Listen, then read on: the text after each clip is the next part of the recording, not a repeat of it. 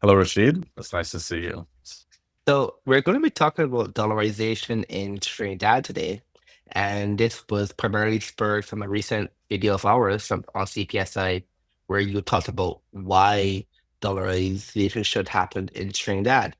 Now, people have a lot of reservations about this topic for obvious reasons, and we're going to go through some of the objections. But before that, you wanted to give some background information on what or how bad the foreign exchange crisis currently is in Trinidad. So, just to begin, the current exchange rate from USD to Trinidad and Tobago dollar is the buying rate is 6.752 and the selling rate is 6.7989. So, that's sort of the exchange rate, sort of landscape right now. But since 2020, Trinidad and Tobago has been experiencing a Forex crisis, we can say, right? This starts off with the re-election of the PNM administration in 2020. So the PNM administration, led by Dr. Keith Rowley, wins re-election and begins a new term. This is in 2020. The global economic conditions worsened due to the pandemic, significantly affecting Trinidad and Tobago's foreign exchange rate earnings, especially in the energy sector, which Trinidad and Tobago relies on very heavily for Forex or US currency. To manage this Forex shortage, the government increases Forex injections into the market through the central bank to stabilize supply amidst the pandemic driven economic disruptions. In 2020, Forex demand in the country continues to outpace supply, primarily due to a high demand for imports and limited foreign exchange earnings. The IMF in 2021 advises the government to consider greater exchange rate flexibility and suggests removing restrictions on foreign exchange to address this shortage sustainably. The government, however, maintains a fixed exchange rate policy. This was in 2021. In 2022, the government injects more than 1.8 billion into the market to alleviate the shortages, leading to further depletion, of foreign reserves. Economists and business leaders emphasize the need for structural change to increase foreign exchange earnings sectors and decrease reliance on imports. However, the government maintains its position on the fixed exchange rate. In 2023, the central bank reports forex demand at 6.228 billion, with supply at 4.61 billion, creating, in essence, a gap of 1.61 billion, right? So local banks such as Republic Bank, Scotiabank, and RBC begin reducing US dollar spending limits on credit cards. This caused a lot of heartache, let's say, for Trinidad's population and business sector specifically, citing the need to manage limited forex resources. In 2023, the government injects approximately $2 billion into the market through the central bank and Exim Bank to meet forex needs, though this further draws down foreign reserves.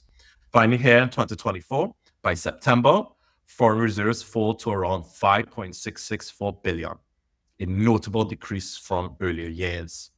The IMF in 2024 Article 4 consultation report with Trinidad highlights the foreign exchange restrictions and again suggests exchange rate flexibility and lifting restrictions to improve the availability of foreign exchange. In November, the government reopens the Exim Bank Forex window with monthly allocations of 24 million to support essential imports, providing short-term relief to the Forex shortage. And of course, we come in on the 1st of November, right? CPSI releases a suggestion to dollarize the Trinidad and Tobago economy as a solution to the currency crisis that we have here in Trinidad and Tobago. So this is just a brief introduction, or let's say timeline, of the currency crisis that Trinidad and Tobago currently faces. And it's causing, a lot of problems for small businesses as well as for the economy here in Trinidad and Tobago. I think that's very helpful. People need to have a bit more context of why this is even a priority or could be a priority for any administration. So Trinidad, like most of the other Caribbean countries, does have some perpetual foreign exchange crises. which stems from the fact that, of course, you have a domestic currency, but that domestic currency has no international viability. And for everything you need to consume domestically, you need to purchase it from outside of your boundaries, therefore you need to use some other currency. And in primarily cases in Trinidad, you use the US dollar. So even though you have a domestic currency, your domestic currency doesn't help you buy things on Amazon. I think people, granted, people just don't know the inner workings of how the currency exchange markets work is naturally. So you don't know that when you go use your public bank RBTT credit card to buy some clothes on Amazon. I don't know who buys clothes on Amazon. Let me buy some books on Amazon. It's not TTD you're spending. It's not Trinidad dollar you're spending. It's USD via the banking system. They have to pull the USD, put it in your account, send it to Amazon, bank account, so on and so on. So because of that, people don't have this interaction knowing that USD underlies all of their economic activity, even in Trinidad, where you still have a domestic currency. So that disconnect between reality and fiction really causes concern when we're trying to dive into this question. So that's one thing I'll say the preliminary effort. Now, usually when you bring up dollarization in any Caribbean country, you have two sides of the conversation. One side is, of course, let's do it. It's so obvious. Come on, let's do it now. Let's do it yesterday. Unfortunately, that's not the majority of people. The majority of people obviously have this idea where you're giving up something, it's somehow impossible, we don't really need it.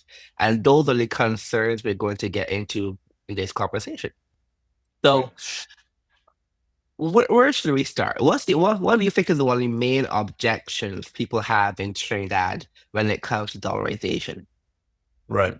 So, in the messages that we received after we published our video, I think that the dominant concern was the loss of monetary policy control for Trinidad and Tobago. So that was the number one highlight. I think the second one, which came pretty quickly, so let's say second place, right, was sort of a dependence on US economic policy being the second main concern, right? So Mm, people were highlighting, they were talking about BRICS and the new currency that's coming out of BRICS, and the US currency is going to, be under attack from these countries, and it's going to lose its standing as the main global standard currency. And why would Trinidad and Tobago jump into this, right? Or jump into this, let's say, currency. So I think that those are the main concerns, right? Loss of monetary policy control.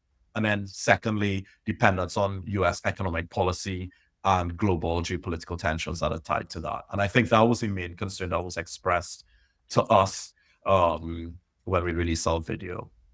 yeah, those questions are the ones that come up. I'm going to start discussing the first and then we're going to move down. So the idea of loss of monetary sovereignty, I think is the most, call it, sophisticated element of objection that people have.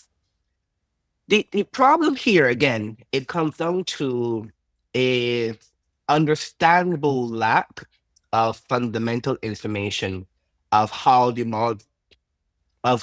monetary system works when it comes to a small island or a small economy, or honestly most countries, to be honest. So there's this idea that you need to have a domestic currency to manage your monetary policy, because the monetary policy is a key ingredient of your general macroeconomic management. The problem is that that's not true. So let's give this example. Trinidad, like most other Caribbean countries, doesn't have complete access to every possible resource it needs to exist as an economy. It's a very boring statement. Of course not, right? You don't make computers, you don't make microphones, you don't make almost anything else, right? Right. I mean, in Trinidad, our main draw down of our foreign exchange is the importation and the selling of automobiles, which Colin Imbert had talked about in his editorial in The Guardian. So that's the sector Anything, that brought back. yeah. But anything, any food you buy, anything you need to exist as a person in civilization in Trinidad, you need to import, right? Even if you're talking about subsistence agriculture, the metal you make for the tools to plow the land, it's not in Trinidad. You have to get it from different countries. So the weird thing is that people say there's some problem with importing things. If it's like necessary to exist, the import can't be the problem, right? So there's also a fundamental thing people have where it's over buy local, but buy what exactly local? Buy the iPhone locally, Yeah. right? Buy the textbook for international trade locally, like buy the caviar locally, buy the salmon. You could go down the line, right? Or So the people Toyota have, trucks or the exactly, agriculture, you know, or, exactly. So people have this thing where they say a term, buy locally, reduce the import, but they don't seem to recognize what that actually means. It means stop being a modern human being. And that's not a very valid thing to say. So the imports can't stop, right? This is a basic element of existence. It shouldn't even be framed as something that's bad. It's not bad. That's how you live as a person. yeah. The And question of just to interject there, I think, you hit on a really raw nerve that I think a lot of Trinidadians will be interested in hearing you elaborate more, because that is the line that the government of Trinidad and Tobago gives to us, right? Like, we need to start making more domestically for us to use less Forex reserves, right? If you look at like what Trinidad and Tobago imports to most of its cars, water heaters, being high up on the list, phones, other electronics. And, I think the question is, can Trinidad and Tobago really, domestically produce these things? Is this a realistic, sort of demand of the Trinidad and Tobago population? Not to mention that a lot of small businesses in Trinidad and Tobago depend on, you know, uh, the import export business, small traders, coming through, buying products off of Amazon and eBay and reselling them in Trinidad and Tobago to make a living. And this is let's say the limiting of foreign exchange is affecting these people immensely. Yeah. Yeah, it's just the thing. Again, you can say you should limit the imports. Again, you can say these things. But if you were to actually ask someone, what does that mean? If people don't take that next step in the politics conversation, what does that mean? Does it mean no more cars? That's not very feasible. Does it mean no more new clothes? I cannot buy any more clothes in my life? That's not feasible. It means I cannot go to Massey and buy Cadbury chocolate because that's also imported. So when someone limit the imports, no one actually goes the extra step and say, what does that actually mean? It's not a plausible policy. Yeah. And people, well, maybe I disagree a little bit. I think people know what that means. People know it means a decrease in living standards and quality of life in Trinidad and Tobago. And this is why it's such a big issue. And yeah, and people, we're looking for solutions. And what I see as a problem in But Trinidad and I don't Tobago, think people actually, I don't think people know what it means. Because yeah, if someone, again, I have never heard, this could be very similar to Barbados. You hear the same thing, you have to limit the imports, okay? Oh, we have to grow potatoes or something like that, right? But those things don't impact the import bill much. Right? The things that actually impact the import bill, to limit those things, people never seem to make the logical leap for. yeah. I mean, yeah. Now, I have a quote here from Dave Tanku, which is an opposition member of parliament. All he said to combat this issue of the Forex crisis is he advocates for transparent Forex distribution, increased investment on foreign exchange generating policies. Right? Mhm. That was his solution, essentially, to the crisis that we have here, which totally lacks credibility, I think. And I think one of the concerns also that Trinidadians express is the complicated nature of what that means to dollarize the economy. And I think what we highlight at CPSI is that, listen, Trinidad and Tobago is not the first country that would do this. It's not the first country that has done this. There are other countries that are considering it, and there are also countries that have done this before, right? Panama, El Salvador, Yes, but and but but whatnot. That we Joshua, can follow. I know we're gonna go to this point, but you asked previously some really important questions. I think we should probably discuss in some detail, which is the monetary policy BRICS issue. 'Cause again, those come up all the time too. So Yes. yeah, those are good questions. I think let's probably tackle those in turn. So going back to monetary policy. So there's an idea again that you need to have domestic monetary policy to manage your macroeconomy.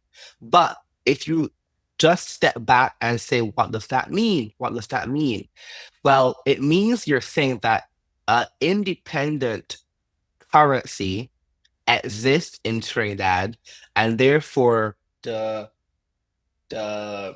manipulation of that independent currency has a positive impact on the growth of the Trinidad economy. That's what that concept would mean. However, it rests on the false premise that there is such a thing as an independent currency in Trinidad. Right? Trinidadian currency is only as useful as it is used to consume international goods. That's the only way it's useful. If it becomes completely useless for consuming international goods, like let's say, for example, the Venezuelan bolivar, it no longer becomes actual tool you can use. Also, you cannot really consume anything in Trinidad if you don't have USD. But the whole idea, for example, domestic savings. So the big concept in Caribbean, we have to increase the savings rate of the population, for example, things like that. But again, if that TTD isn't backed up by USD, saving domestically doesn't mean anything to you. Imagine if you have a large bank account full of Venezuela bolivars, and then you want to say, therefore, I can build things or invest. You cannot, because you cannot bring anything into the economy. You can't invest in any stocks anywhere in the world. So having domestic currency, domestic monetary policy doesn't really add much benefit to you. Now, also, there's this other thing about, okay, domestic policy can handle inflation and so on. You import the things, you import all the things. Therefore, your prices are not set by you, right? Like you import a Toyota, it's not a Trinidad price; it's a price from Toyota. Like you import, let's say, Cadbury chocolate, it's not a Trinidad price; it's a price from Cadbury, mostly in USA and Florida and New York. So whatever the inflation is in the invoice currency, as in the currency of the pay, will also be your imported inflation. That's why we have the term called imported inflation in in the Caribbean.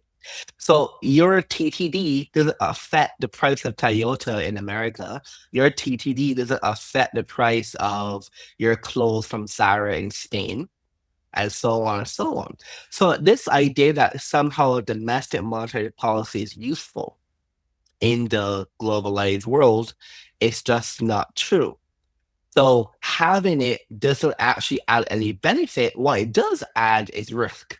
And we can see very clearly, because of the Forex crisis, that risk manifests itself quite clearly in people's lives.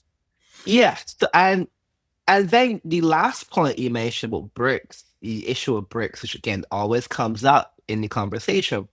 BRICS to me is by far the weakest point anyone can make, primarily because a simple question: what exactly is the BRICS policy? There is none. There is literally none. The thing, the quote unquote BRICS currency, BRICS idea, it literally does not exist. So when you're talking about some opposition argument, I'm like, but what's the? I say, okay, well, we shouldn't have dollarization because the world may end tomorrow. Okay, I mean, okay, you can say that, but that's not a very useful argument. So the BRICS argument comes up as a boogeyman, but it's a boogeyman of shadows in particularly, because there is nothing tangible in the BRICS structure to rival. Not talking about USD, it kind of can't even rival the Chinese yuan. It can't rival anything. It doesn't actually exist. Yeah. It's a very fashionable criticism, politically and geopolitically. Yeah, it is. Yeah. So, thank you for addressing some of those concerns. I think, just to get back a little bit to how that would be done, I think is another major concern that Canadians have. I received replies to the video basically saying it's not that simple. It's a lot more complicated than what you're making it out to be. Our little 2-3 step process of dollarization. Of course, I invited them to check out cpsi.org, which everyone should, right? Where we talk extensively about the dollarization process. But Rashid, if you could just, elucidate a little bit on the process. How can Trinidad dollarize exactly? Yes, this is the question. And it really is very easy. I know it might sound crazy, but it really is very easy. So Trinidad doesn't have a shortage in aggregate of USD. It has a shortage of available USD for domestic consumption. What I mean by that is Trinidad, like most countries, have this thing called international reserves. And international reserves are essentially asset baskets that countries or the government of countries, in the event of a crisis of balance of payments, where you have to tap into them to allow the system to keep working. But it's very important to remember these should not be the primary way balance of payments are adjusted. As in, when Massey wants to import goods into Trinidad to put on its shelves, Massey's bank account should have sufficient USD to pay for the imports from America or Panama. The government shouldn't have to step in to give to bank money for Massey to buy the import. That's a normal market interaction of balance of payments. Now, for various reasons, that might not flow properly. Often for a policy reason, usually government calls some shortage, but you call it debt and debt payments and so on of international bonds. But in any event, if there is this crisis where the market cannot supply enough USD to match demands, then government steps in and says, okay, here is some extra USD you can use to complete your import transactions. And where that comes from is generally the reserves. Now, the important thing to remember is reserves are for that purpose. Reserves are not a savings account. Reserves are not an investment tool. Reserves should not be used as something, oh, we have 2 billion reserves. That's not a good thing. The optimal reserve is. We have 5.64 billion reserves as of this month. So, it's depleted quite considerably. Well, see, there's the thing about depletion. The problem is when you try to think about what's the optimum level of reserves. It's a big like macroeconomic question people have been asking for decades. If the only proper purpose of reserves is just to keep the balance of payments functioning in a market shock, is that you should just have a few weeks, for example. Let's say, okay, the market will adjust in a month or 2 months. Let's have enough reserves that it'll allow the 2 months to pass to allow the market to recash itself. You don't need enough reserves to pay for 2 years of import. That's waste money because when you keep money in reserve, what does that mean? It means you don't spend it on healthcare, you don't spend it on roads, you don't spend it on actual investment to provide a more productive economy for people. So having a lot of reserves isn't actually a good thing. It's a waste of money because misallocation, wholesale opportunity costs and so on. But you have so it comes to a point where the governments always say, "Oh, we have so much reserve, highest on record." But I see that I'm like, so why are you not spending the money on roads? People go to bad schools, bad healthcare. Why are you keeping just there in the same account? And we have so many other things to spend on, and you're bragging about essentially not using money. So the question comes in now, so the close to zero, if you can get reserves while having enough to do a crisis, that's sufficient. So you only need reserves, however, if you have a domestic currency. Because if you do not have the domestic currency, there's no potential for a balance of payments crises because there's no two currencies, only one currency. You import in USD and you use USD domestically. So there'd be no need to actually have foreign reserves. You could have, for example, different accounts for investment, and so that's a different thing. That's not reserves. So because Trinidad does already have reserves, you can just convert the reserves, which are not cash. People think it's a cash in a vault somewhere in Port State. No, no. The reserves are bonds in the US kept in some bank account in the US that the government controls. It actually has nothing to do with Trinidad. It's not in Trinidad. It's not in Trinidad institution. Nothing of that. It's in the US, in the Bank of America, for example, in the case of Barbados and Bank. You convert, you sell the bonds, and again, it's not cash, it's bonds. You sell the bonds, get for cash, and have that cash shipped to Trinidad, discreetly, of course. I That is the cash element. Now, importantly, again, and people know this intrinsically, but they don't really say it out loud. Majority of the money in your economy is not in cash; it's in your bank account. You primarily use debit cards and credit cards or bank transfers for anything big. When you buy a house, you don't bring a bucket of cash. You send a bank wire, which is just numbers on a screen. It's just numbers on a screen, software code. So to dollarize the economy, primarily, all you do is settle on a particular exchange rate. The exchange rate is not that wide. You just settle on one fixed rate. And then, hey, you say all the banks on Monday at 12 o'clock, midnight, divide by the exchange rate, and done.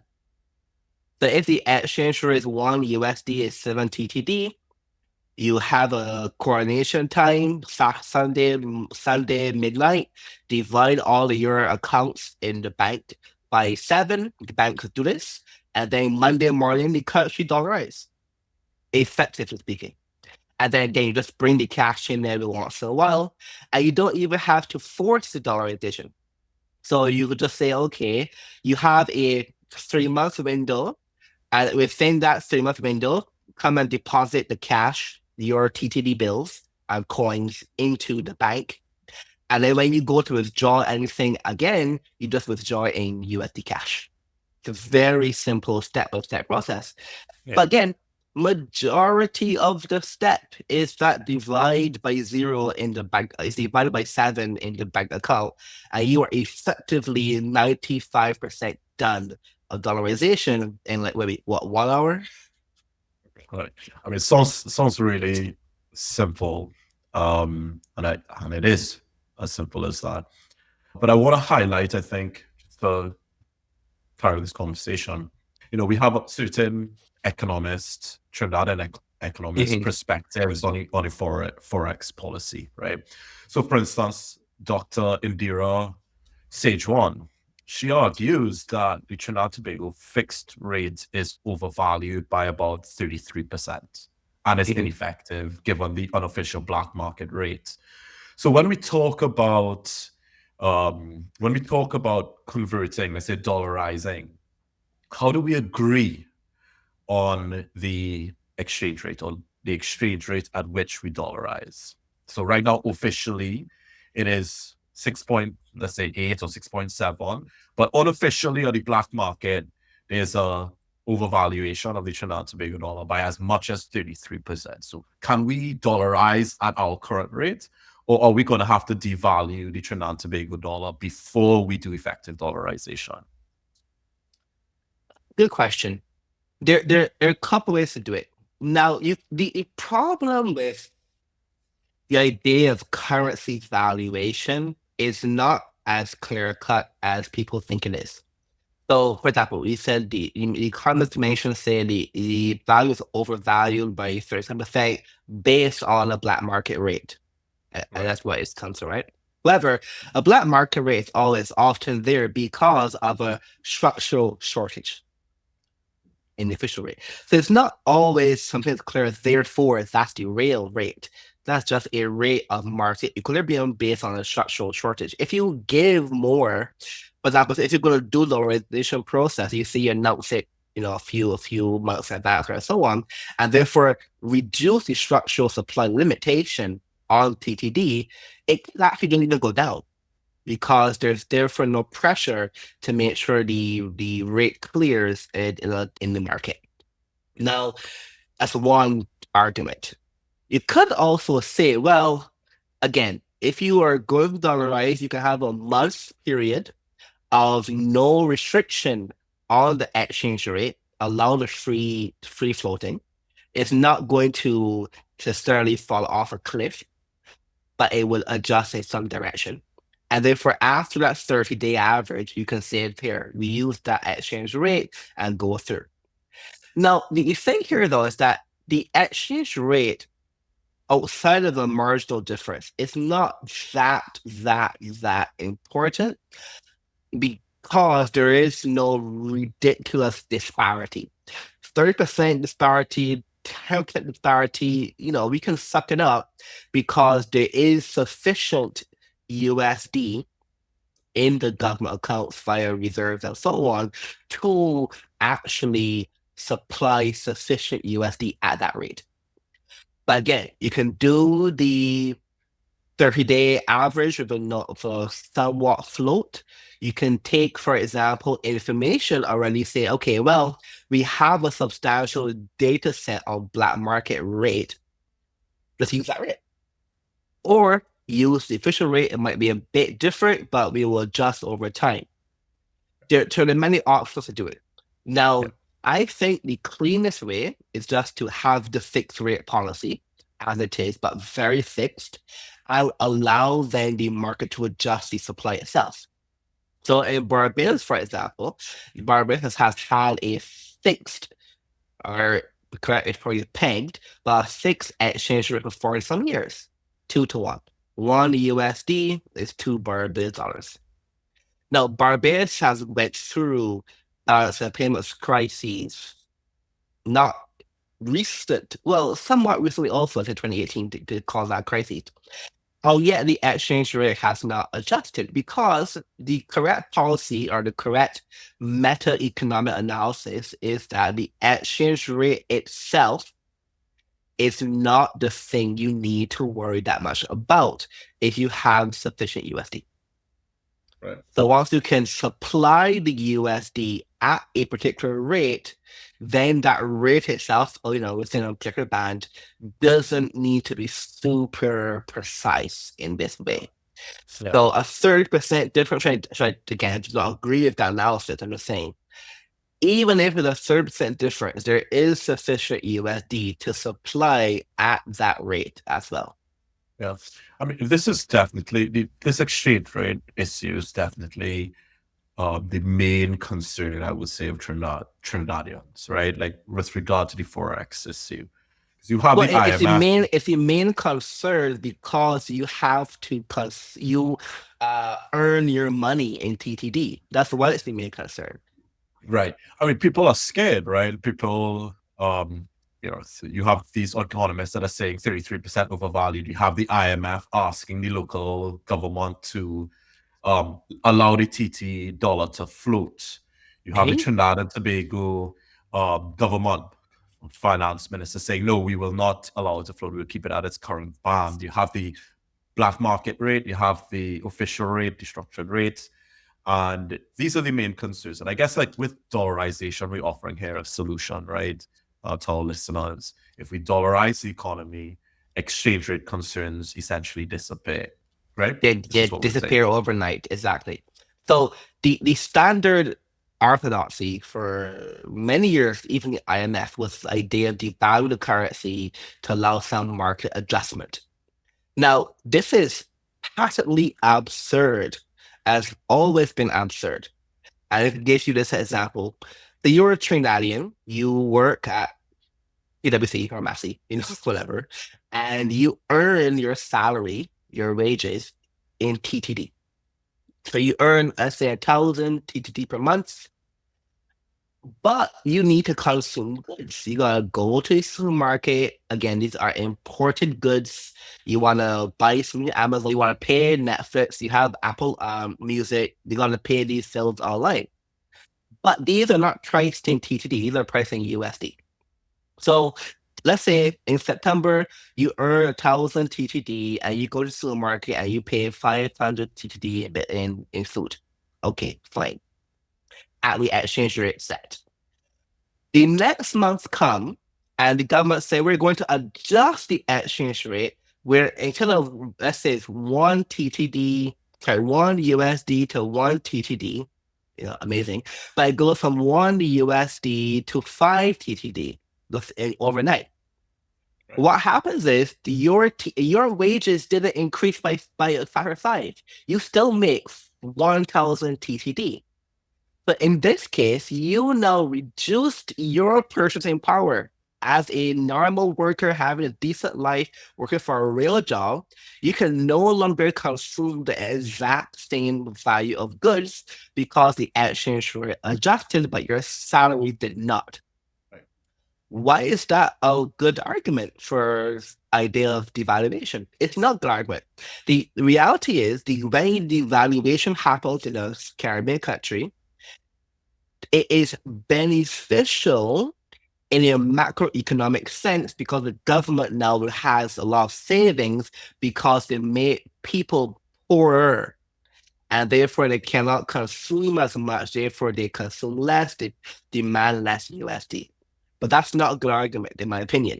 But yet, that is the argument people make as economists in Trinidad when they say the valuation of the currency is too high. That doesn't make any sense. What you Right. should do, not adjust the value of the currency. Barbados never adjusted the values of Barbados currency, even though for decades people's been saying, oh, you should do this and do that, and do that. No, what you do is adjust the fiscal policy. Spend less, earn more. Don't devalue the measurement. Because when you think about it properly, an exchange rate is not a price. People tell us the price of the USD, the price of TTD. No, the exchange rate is a ruler. So if you have a table and it's 10 centimeters today, but you decide we're going to change the value of a centimeter. Therefore, tomorrow, the same table in physical reality is now 15 centimeters. You say, okay, we adjusted the rate, but in reality, the table is the same physical size.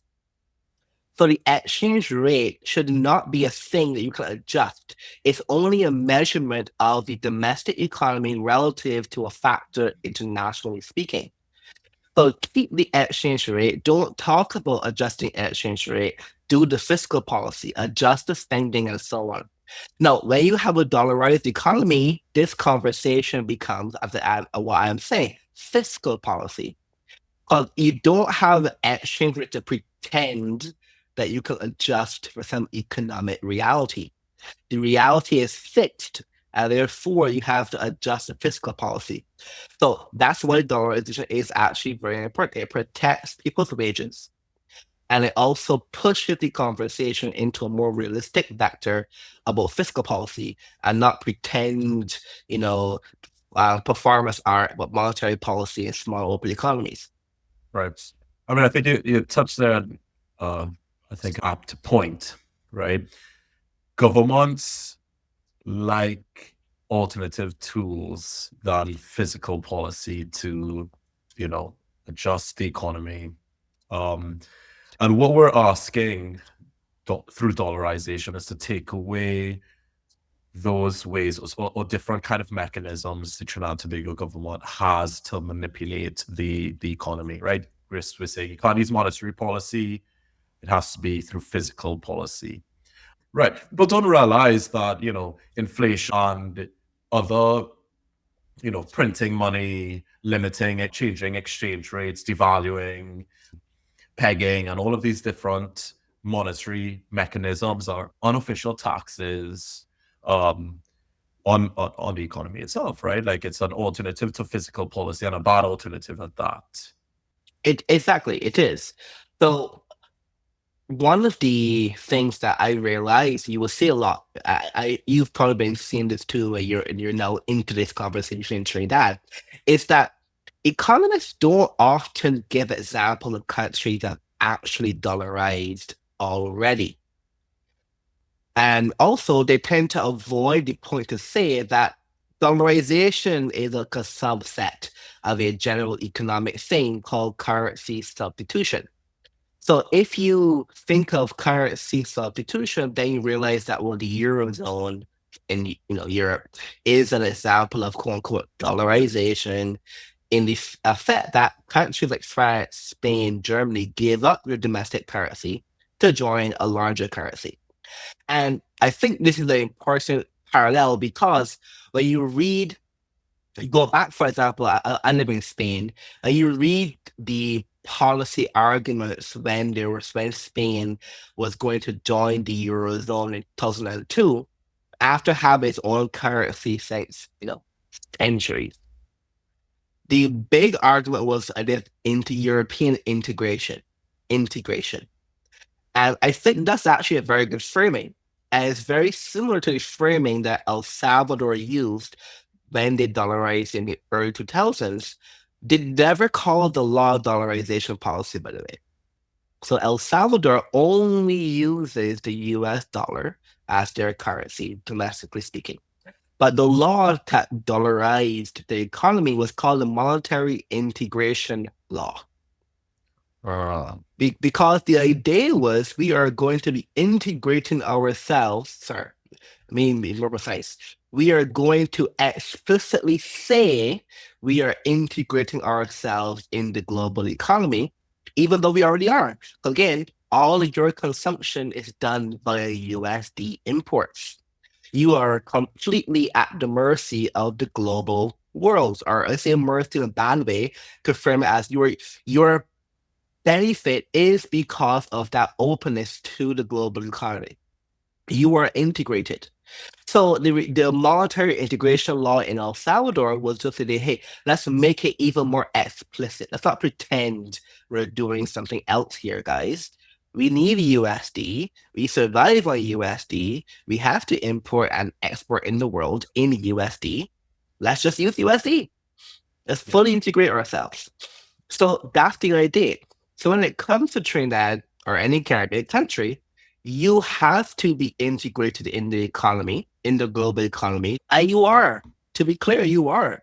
The government, for example, Trinidad, when it issues bonds and things like that, a lot of it is in USD. It's USD bonds for international consumers. International hedge funds don't want to buy TTD bonds. They want USD bonds. But the government has the privilege of earning USD, but you as a normal Trinidadian do not. And that's not fair. So this idea of integration, how I think we should frame it, and you look at other countries, and you have El Salvador, you have Ecuador, there's nothing crash. In reality, the dollarization policy or monetary integration policy, which I at some point will start calling it when I make myself more clear, it protects you as a citizen from the follies of a generally oftentimes non-efficient government. So if you have a government where they spend, create a lot of new money to pay debts, that has a harsh impact on your life, as any Trinidadian person I think knows. But if the government doesn't have the abilities to do that, then you actually have a layer of protection. So, like for example, El Salvador, or in Ecuador, for example, the government isn't the most competent government in the world, and they do bad policy sometimes. So what happens is the government has the bad effect, but the market, for example, like the mortgage rates in Ecuador are protected because the government's monetary follies cannot impact the banking sector too much. So it offers a layer of protection as well. And that's also a point I don't think people generally absorb when they think about the benefit of dollarization in a small local economy. The fear of devaluation of the Trinidad and Tobago dollar is essentially, if we were to summarize the crisis that is going on and people's fears regarding the crisis, it comes really down to devaluation. And what you're saying, what we're saying here at CPSI is that dollarizing is a alternative way of dealing with the current forex crisis that we're experiencing here in Trinidad and Tobago, right? That Trinidad experiences at the wider Caribbean at that. We do not need to devalue if we dollarize. Devaluing, as recommended by the IMF, as recommended by Trinidad and Tobago and Caribbean economists, is not the only solution to the forex crisis. But it's not Dollarization is at not. all a solution. The Right. devaluation will put your economy into a spiral of downward pressure, which makes people poorer, which makes lives in the economy worse off. Economists in Trinidad and Tobago, as well as the IMF, are recommending that Trinidad and Tobago allow their currency to float, right? And therefore devaluation. And this is what Trinidadians are very concerned about. And what Colin Imbert essentially, made a big point in the Guardian of saying, no, we will not be devaluing, we're keeping the current rate. And I think that, no, it's not that I think, but I know that the IMF and local economists are theorizing that with devaluation comes would spur domestic creation and innovation in the economy Mhm, to produce these foreign goods that we mhm. import, and therefore that depletes our foreign reserves. And I think that this is a very unfair and incomplete view of the economic reality that we see here in Trinidad and Tobago. There's a small island republic surrounded by vast, vast, vast oceans, and our ability to produce things like phones and electronics, which deplete our foreign reserves in most, it's not realistic to expect Trinidad and Tobago to do that. So what they're asking of us essentially is for us to see a noticeable and significant decrease in our living standards. And this is something that we reject, that is not necessary. And if one has the political will, if the government of Trinidad and Tobago has the political will and the creativity, it would recognize dollarization as a solution to this. Yeah. Yeah, no, I mean, of course. Ember is right. Do not devalue the currency. Devaluing the currency adds no benefit. It only adds problems and makes people poorer than they are. And also, if you want to use like a more left wing economic argument, if you use that term, Right. when it comes to valuation, rich people in Trinidad are not really affected by devaluation because they often have bank accounts in the US or Canada or Europe or anywhere else in the world.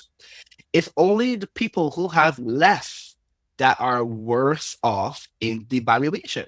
So not only are you making the economy, quote unquote, worse off. You are making the lowest level of people worse off, and you're leaving the people who actually have the ability to keep their money in foreign currency better off. So it is a very strange policy of magnifying inequality at an extreme point that it's always surprising people who are generally more left leaning, they often argue for devaluation, not realizing they create more extreme disparities in inequality in the economy if you do devaluation. Thank you, Rashid, for this conversation. I know we have places to go, but I think we summarized, this conversation that is happening and raging in the Caribbean itself on the Forex crisis, and a solution that we as CPSI are, producing, writing papers, producing videos, which I would encourage our audience to check out at cpsi.org, where we talk about this in a lot more detail, the process of dollarization, the history of it. So I'd like to thank you, Rashid, and thanks everyone for listening to us have this brief conversation, this very quick conversation on dollarization as a solution to the Forex issue that we have here in Trinidad and in the wider Caribbean. Thanks, Joshua. Thank you.